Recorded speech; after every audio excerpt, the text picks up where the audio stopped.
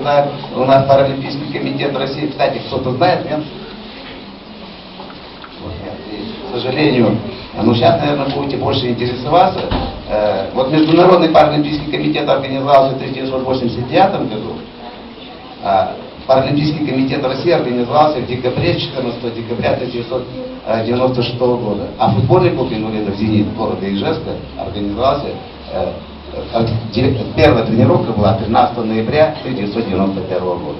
И поэтому, когда вопрос задают, кто вперед начал, Паралимпийский комитет или, я говорю, футбольный клуб инвалидов «Зенит».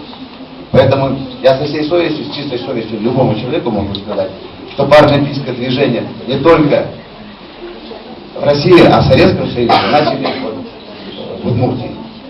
Сергей Кузнецов, Виктор Кузнецов, Илька Марзалов, кстати, один из тренеров-техников.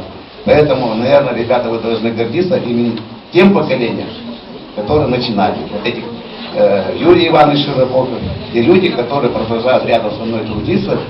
И, к сожалению, появляются у нас новые несчастные случаи бывают, которые.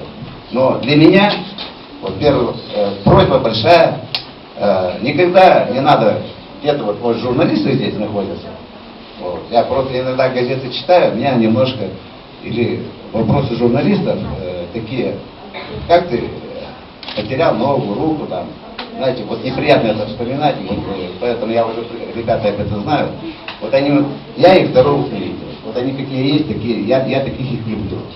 И поэтому лучше спрашивайте, как они тренируются, как готовятся, и куда вознаграждение денут, тоже не надо вопросы задавать. А то иногда вот слово, они даже все в шоке от этого. Мы сами не знаем, куда мы их денем, понимаете?